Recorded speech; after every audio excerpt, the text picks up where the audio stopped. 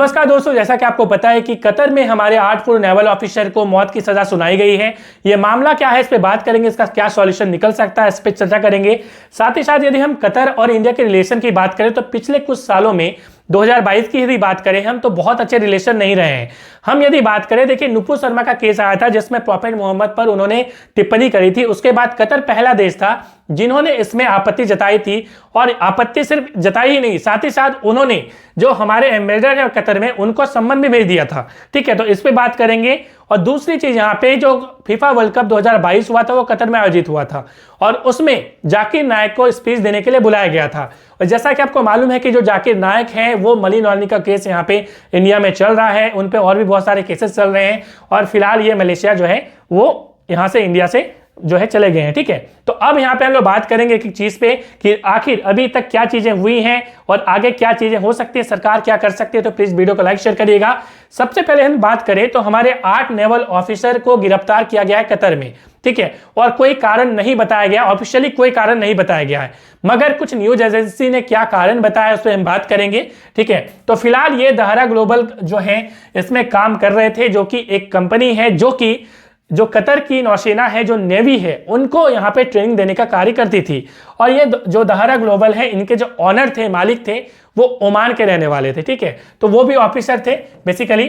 तो अभी क्या हुआ कि 30 अगस्त 2022 की हम बात कर रहे हैं, तो इंडियन नेवी के जो ऑफिसर थे, 8 नेवी ऑफिसर, साथ में जो दहरा ग्लोबल के जो ऑनर थे उनको गिरफ्तार कर लिया गया। हालांकि इनके ऑनर को बाद में छोड़ दिया गया। ठीक है, अब 8 को गिरफ्तार कर लिया जाता है। उसके बाद 1 अक्टूबर में क्या होता है कि दोहा में भारत के जो एम्बेसडर हैं, साथ ही साथ जो मिशन के उप प्रमुख हैं, उनको यहाँ पे मुलाकात कराई जाती है और 3 अक्टूबर को यहाँ पे काउंसलर एक्सेस दिया जाता है कि ठीक है, आप अपना केस लड़िए, आप अपना पक्ष रखिए। उसके बाद 2023 की बात आती है जिसमें 1 मार्च को क्या होता है कि आखिरी जमानत जो है वो खारिज हो जाती है, मतलब जमानत याचिका डाली जाती है जो कि खारिज कर दी जाती है। उसके बाद 25 मार्च का समय आता है। 25 मार्च में 8 के खिलाफ जो है आरोप तय कर दिए जाते हैं और 29 मार्च से जो है वो मुकदमा जो है कतर के कानून के तहत शुरू होता है।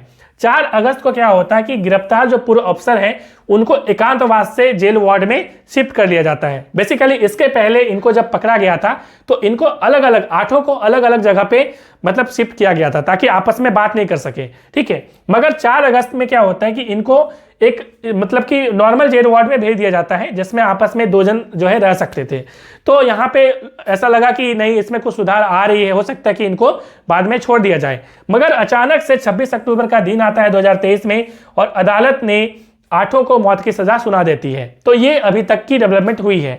अब आगे बात करते हैं कि यदि हम बात करें कि क्या कारण रहे हैं इनको गिरफ्तार करने की, तो इसमें जैसा कि मैंने बोला कि कतर की ऑफिशियल जो है कुछ भी ऐसी नहीं है नोटिस कि ये कारण है वो कारण है। मगर जो कतर की यदि हम न्यूज एजेंसी की बात करें, अल जजीरा, तो इसने यहाँ पे एक रिपोर्ट 2 मई 2023 को पब्लिश करी थी जिसमें यह बताया गया था कि इसमें ये जो 8 Indian nationals have been imprisoned in Qatar for month for spying on a submarine. ठीक है, तो एक सबमरीन प्रोग्राम है जो कि इजराइल को मतलब कि सपोर्ट करने के लिए क्या किया गया था। तो इसके कारण यहाँ पे जासूसी करने के लिए इन्हें गिरफ्तार कर लिया गया था। ये क्या मामला है इस पर भी आगे बात करेंगे। तो मैं आपको जरा जो अभी न्यूज एजेंसी है जो बता रही हैं हम उसको यहाँ पे प्रदर्शित कर दें ताकि आपको चीजें आसानी से आपको समझ में आए।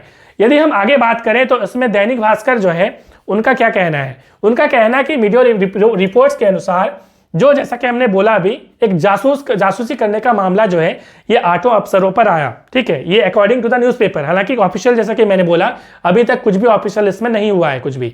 ठीक है, अब जासूस करने का मतलब क्या है, देखिए बेसिकली क्या है, जैसा कि आपको मालूम है कि ये बेसिकली नेवी जो वहां के कतर की नेवी थी उनको ट्रेन करने का काम करती थी।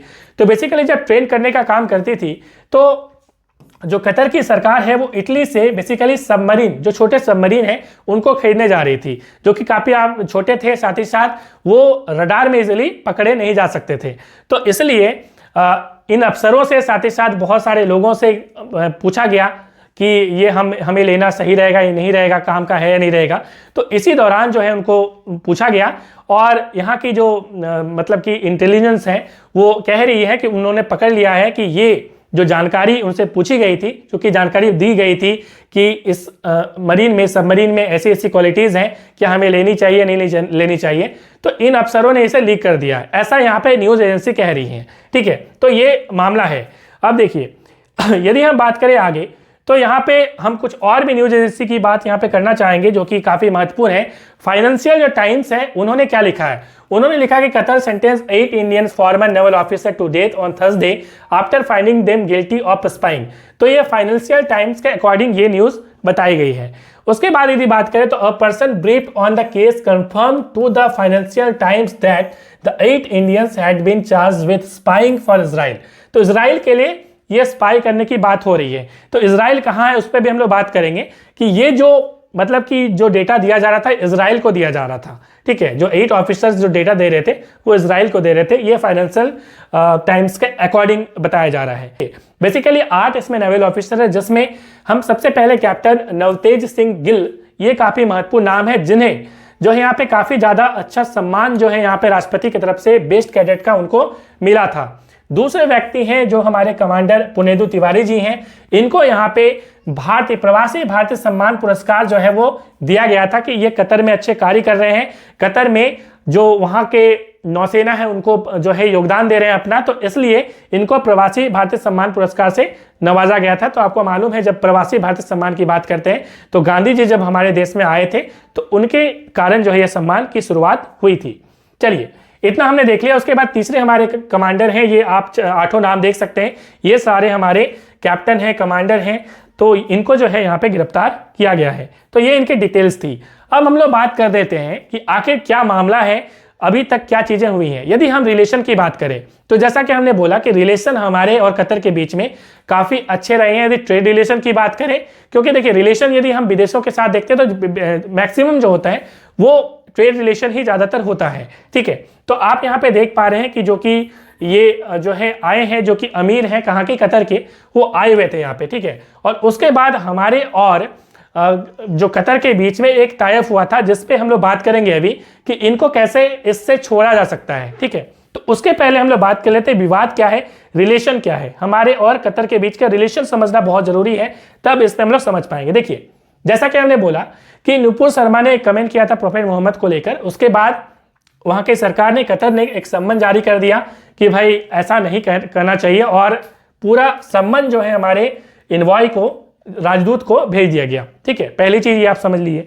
दूसरी चीज़ जैसा कि हमने बोला कि जो यहाँ पे जाकिर नायक हैं उनको यहाँ पे जो फीफा वर्ल्ड कप हुआ था उनको बुलाया गया था, मगर ऐसा नहीं कि हमारे भारत को नहीं बुलाया गया था, भारत भी एक सम्मानित अतिथि के रूप में बुलाया गया था।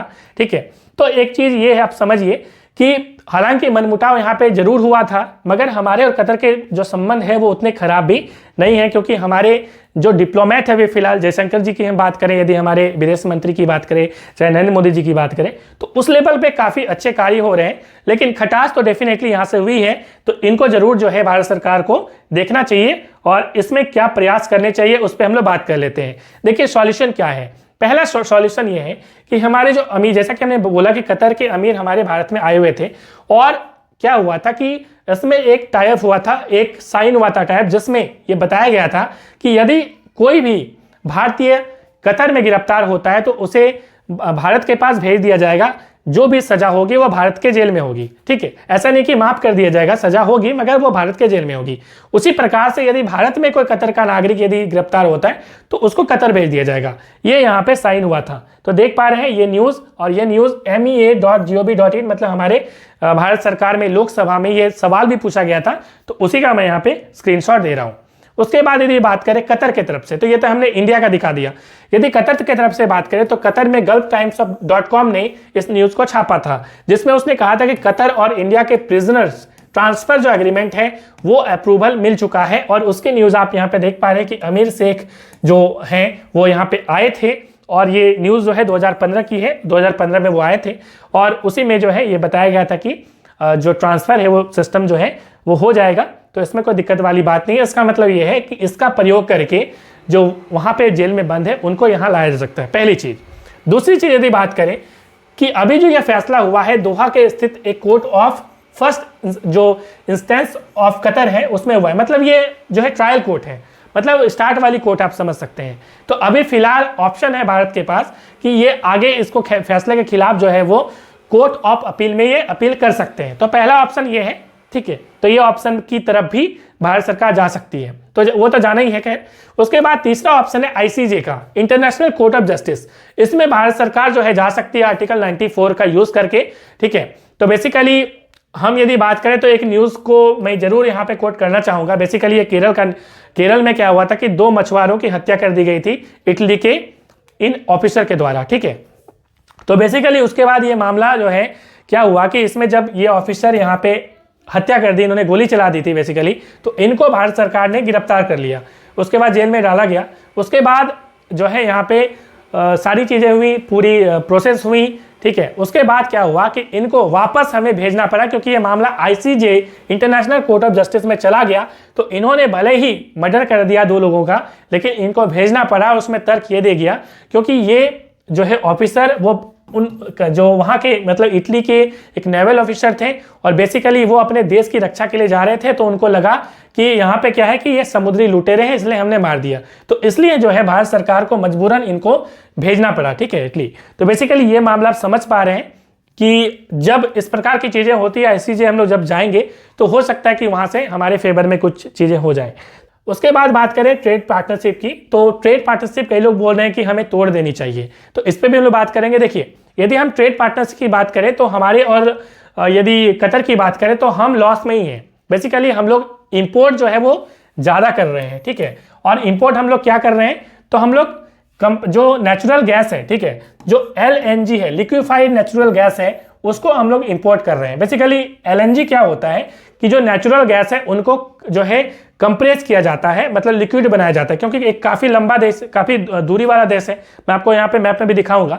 तो उनको लिक्विफाई करके जब हम लोग लाएंगे तो उसकी वॉल्यूम जो है वो काफ़ी कम हो जाती है, ठीक है, वो लगभग 1/600 हो जाती है, ठीक है। तो जब वॉल्यूम कम हो जाएगी तो हम ज़्यादा अमाउंट में ला सकते हैं नेचुरल गैस। तो ये हमारे और जो है कतर के बीच डील होता है, तो जिसमें हम लोग ज़्यादा क्या करते हैं कि इंपोर्ट करते हैं और एक्सपोर्ट बहुत कम करते हैं। यदि एक्सपोर्ट की बात करें तो मात्र $1.97 बिलियन की एक्सपोर्ट होती है, वो भी मतलब कि एलएनजी नहीं, दूसरी चीज़ें हम लोग यहाँ पे एक्सपोर्ट करते हैं।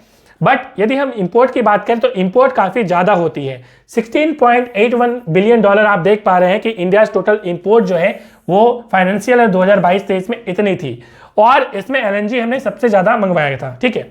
अब यहाँ पे डिपेंडेंसी डेफिनेटली कतर के ऊपर है, ठीक है। अब यहाँ पे मैं यहाँ पे बोलना चाहूँगा कि सबसे इंपॉर्टेंट सेल्फ रिस्पेक्ट होता है। हालांकि डेफिनेटली ये जो एलएनजी है वो हमारे लिए काफ़ी इंपॉर्टेंट है, मगर ये यदि हम बात करें तो दूसरा ऑप्शन भी सरकार को तलाशना चाहिए। लेकिन यदि हम इंडिया और कतर की बात करें तो 2028 तक जो है ये पूरा कॉन्ट्रैक्ट साइन किया हुआ है कि हमें उनसे जो है एलएनजी लेना है, और हमें काफ़ी सस्ते दाम में मिल जाता है।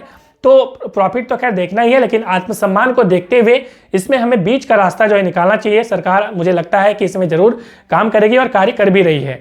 तो आपको इसमें क्या कहना है कमेंट में जरूर लिखिएगा। मिलते हैं नेक्स्ट वीडियो में। Thanks for watching.